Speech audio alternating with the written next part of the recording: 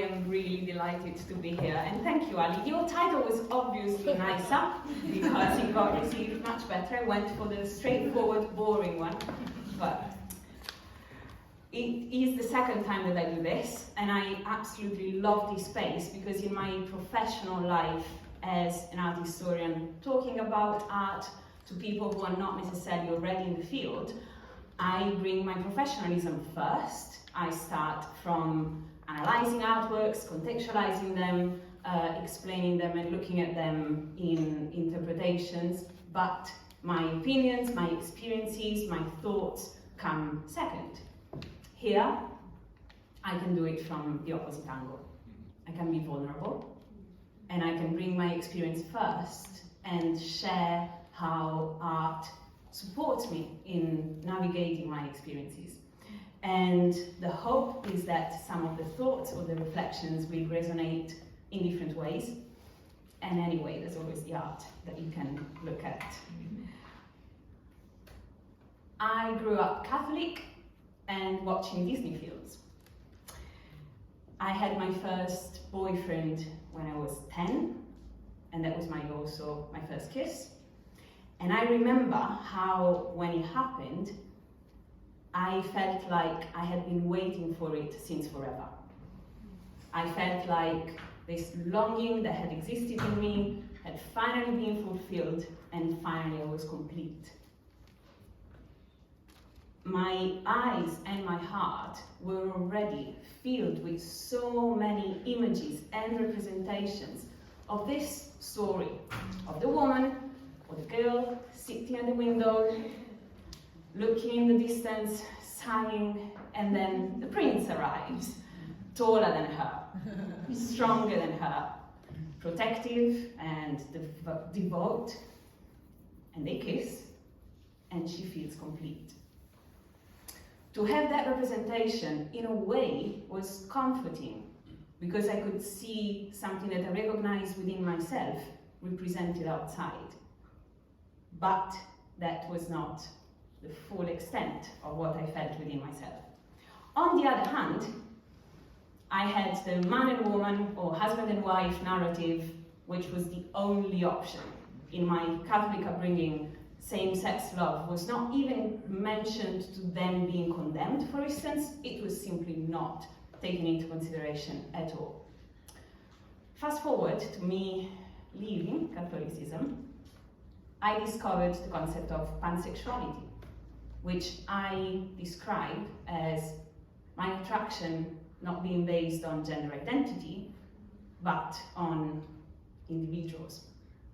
Now, even when I was identifying so strongly with the image of the princess and the prince, I also obviously assumed that everyone would find women attractive. Because really, how can you not? And when then pansexuality appeared in my horizon, then I thought, really, how can you not find humanity attractive? But then, I had way less reference points for this relatively new identity of mine than I did for my heterosexual self. So there I am at a club a few months ago, and this gorgeous woman comes forward. She locks eyes with me, and she looked nothing like any Disney prince. And she stares in my eyes, literally without leaving my gaze, and smiles. Just a big smile, and dances. Comes closer, goes backwards, and my whole being is trembling. No man had ever locked eyes with me in that way, and I had never felt that intimidated, profoundly intimidated. So what do? I smile back, kind of dance.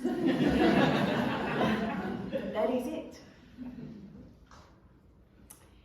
Could art have helped me then?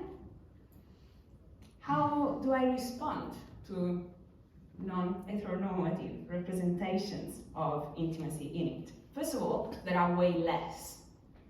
representations of non-heterosexual connection. And here are some examples. The painter of this was a gay man in a time and place in which it was still illegal. Therefore, he filtered the expression of his own sexuality through the representation of same-sex love, but between women, and through the classical subject and classical style. In that way, somehow bringing that in a time and place that is beyond reality. How do I feel about that? There is a tenderness in it, which I appreciate, but not much that really moves me. How about this? My main problem is that I know the context of this.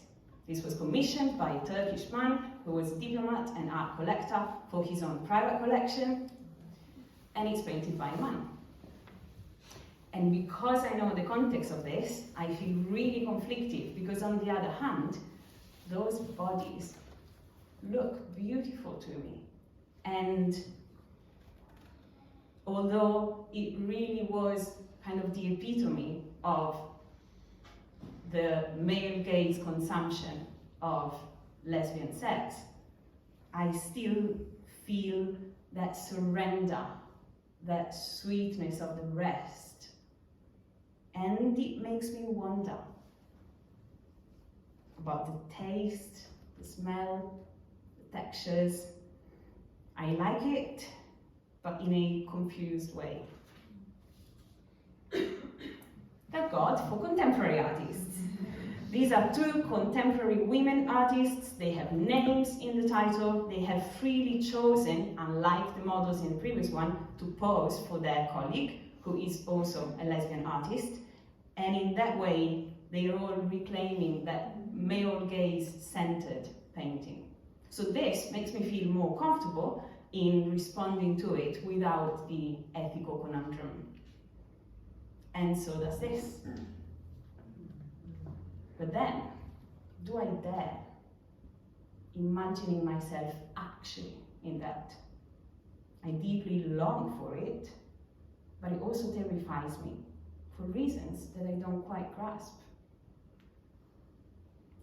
In here, there is some sexiness, but mainly a lot of tenderness. Does intimacy require nakedness? It makes me wonder.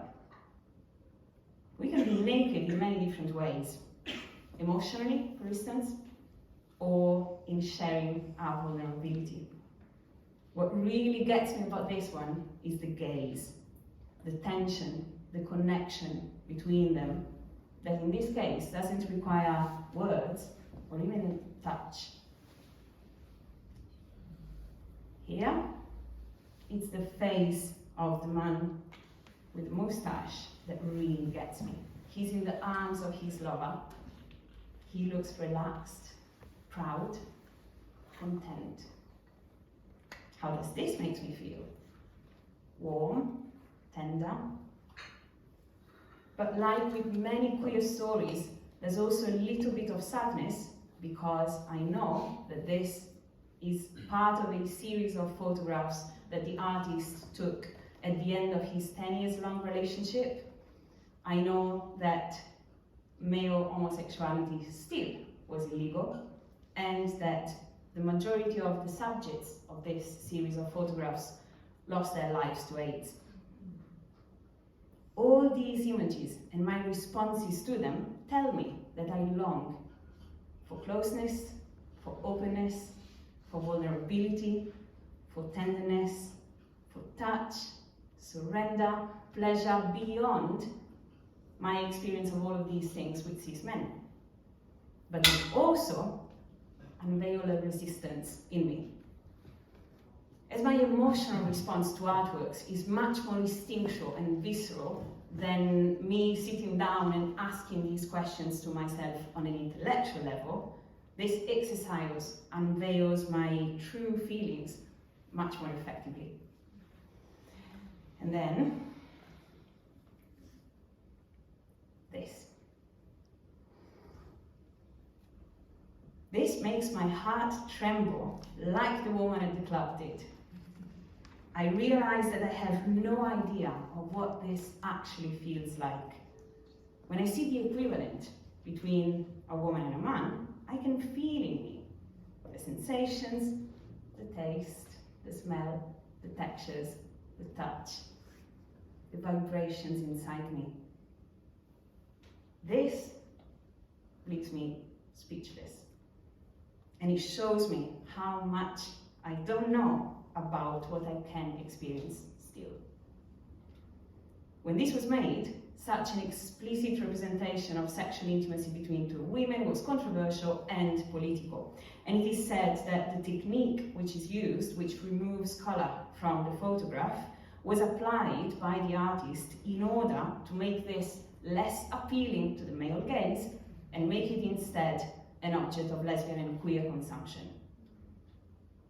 It truly appeals to me. What to do then? What to do when artworks, in music, in images, in words, make us face desires that exist within us, when they unveil a longing, when they reveal a yearning? Embrace it. Those artworks are mirrors being held in front of ourselves. This is self-portrait. The artist is looking at themselves straight in the eye in the mirror.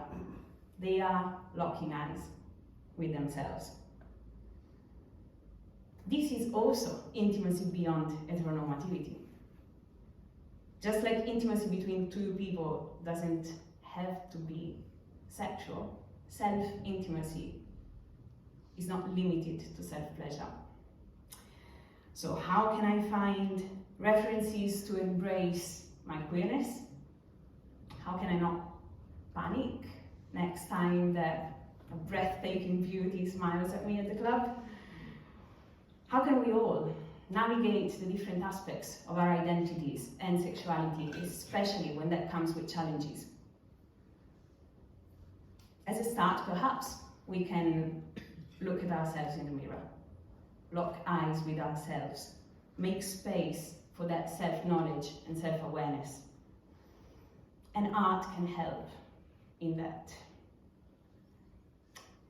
And from there, just improvise, I guess.